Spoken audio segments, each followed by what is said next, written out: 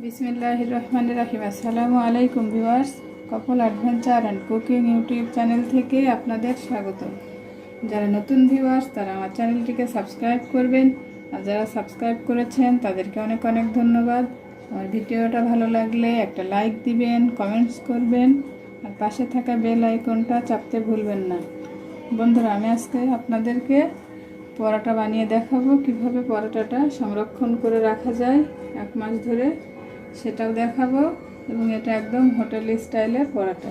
তাহলে চলুন আমরা রান্নাটা দেখে নিই। আমি এখানে 4 কাপ ময়দা নিয়ে নিয়েছি, এর মধ্যে দিব হাফ কাপ সুজি, দিব দেড় চা চামচ লবণ। এখন একসঙ্গে ভালো করে মিক্সচার করে নিব।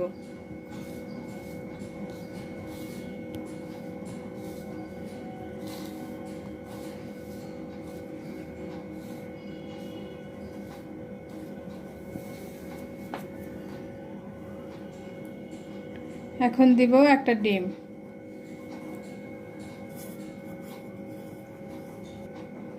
এখানে আমি 1 কাপ দুধ দিয়ে 1 টেবিল চামচ ইস্ট আর 2 টেবিল চামচ চিনি দিয়ে ইস্টটা অ্যাক্টিভ করার জন্য রাখছিলাম। এখন দিব ইস্টটা। এখানে আছে 2 টেবিল চামচ সয়াবিন তেল আর 1 টেবিল চামচ ঘি। দুটো এগুলো ভালো করে একসঙ্গে মিক্সচার করে তারপরে অল্প অল্প করে পানি দিয়ে একটা খামির করতে হবে। ময়দাটা খুব ভালো করে আমি মেখে নিয়েছি। এখন অল্প অল্প করে পানি দিয়ে একটা খামির তৈরি করব, নরম ডো আর কি।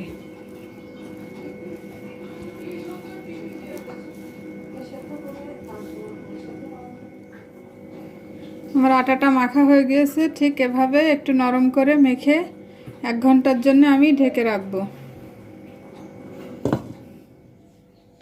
আমি 1 ঘন্টা পরে আসলাম। আমার আটাটাই দেখেন সেট হয়ে গেছে একদম। আমি এখন পরোটার জন্য লেচি কেটে নিব। যখন দেখবেন এরকম হয়ে গেছে, আটাটা অনেক নরম এবং টানলে এখন লম্বা হয়ে যাচ্ছে, তখন বুঝবেন যে হয়ে গেছে। এখন আমি লেচি কেটে নিব পরোটার জন্য। আমি এভাবে লেচি কেটে নিয়েছি। আমি এখন আপনাদেরকে পরোটা বেলে দেখাবো। এইভাবে লেচিগুলো সুন্দর করে কেটে হাতে ঘুরিয়ে ঘুরিয়ে রাখতে হবে, সামান্য তেল মাখিয়ে, যাতে এগুলো ড্রাই হয়ে না যায়।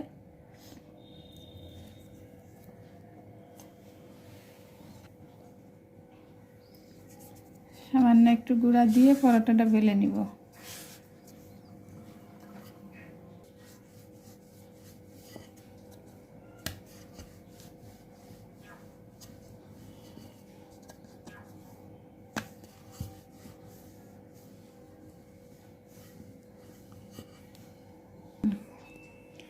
দেখুন, আমি পরোটাটা এভাবে বলে নিয়েছি। খুব বেশি মোটাও না, খুব বেশি পাতলাও না, এভাবে বলে নিতে হবে। তারপরে একটু তেল ব্রাশ করে দিতে হবে সমস্ত পরোটার উপরে। এভাবে ভালো করে তেল ব্রাশ করে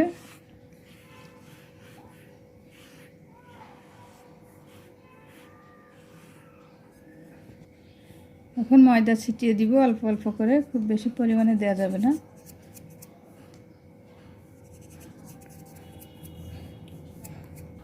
এভাবে আটা ছিটিয়ে নিয়ে একটা ছুরি দিয়ে রুটিটা এভাবে এক পাশ থেকে একটু কেটে নিতে হবে।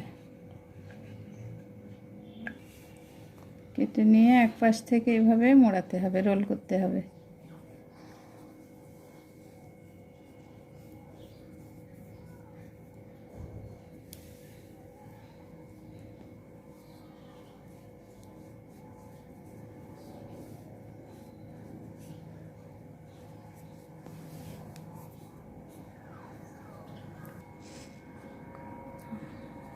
রোল করে এই মাথাটা এভাবে আস্তে করে চাপ দিয়ে বসিয়ে দিতে হবে।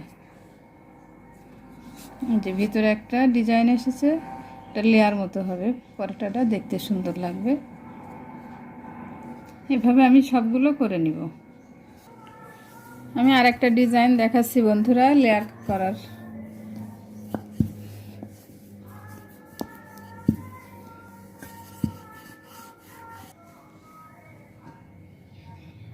এভাবে একটু লম্বা সাইজ করে বলে নিয়ে তার উপর তেল ব্রাশ করে ছিটিয়ে দিব, ময়দা হালকাভাবে ছিটিয়ে দিব। এরপরে যেটা করব, একদম মাঝখান থেকে কেটে নিব।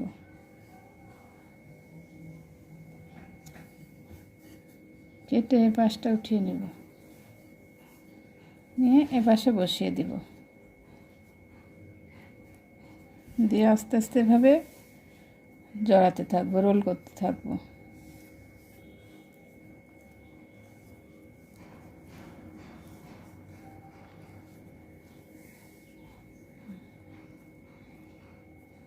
বসিয়ে এভাবে চাপ দিব।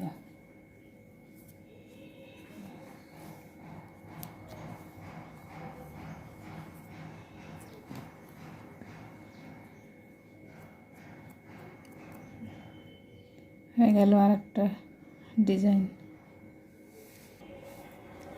আমি এরকম একটা র্যাপিং পেপার নিয়ে নিয়েছি, এর উপরে পরোটাটা রেখে বেলবো।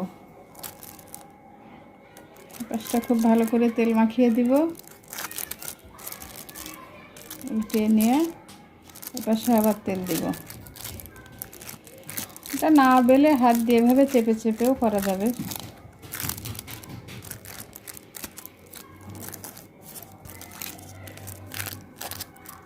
ঠিক র্যাপিংয়ের মাঝামাঝি বসাতে হবে।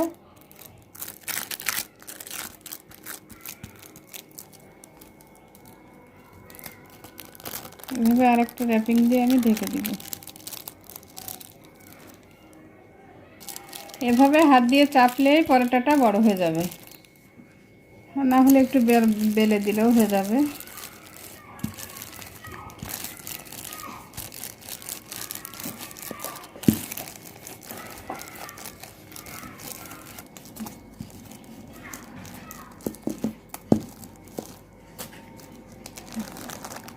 আমার পরোটাটা বেলা হয়ে গেছে বন্ধুরা, আমি এখন একটু ফ্রিজে রেখে দিব।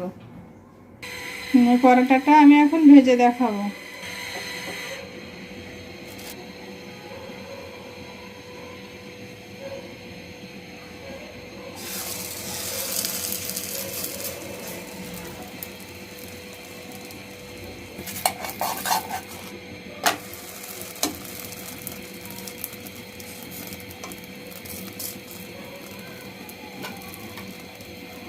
তেল ছাড়াই পরোটাটা ভেজে নিতে হবে।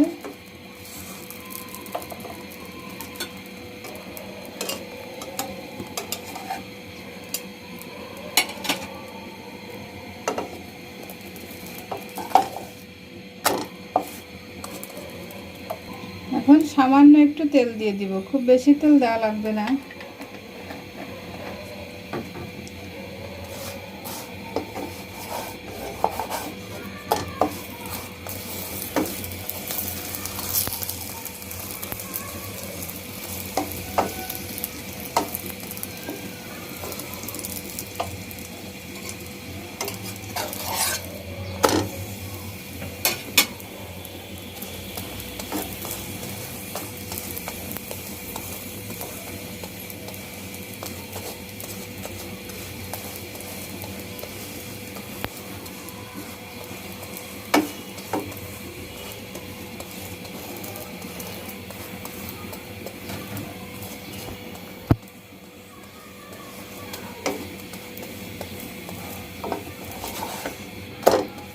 এভাবে ব্রাউন করে সুন্দর করে ভেজে নিতে হবে।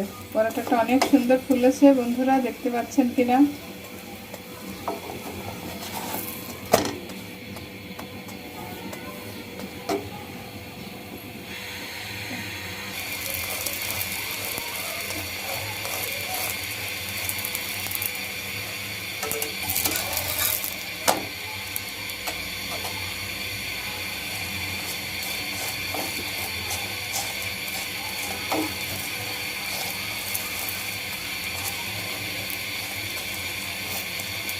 পরোটাটা এভাবে উল্টে পাল্টে একটু ব্রাউন কালার করে নিলেই হবে।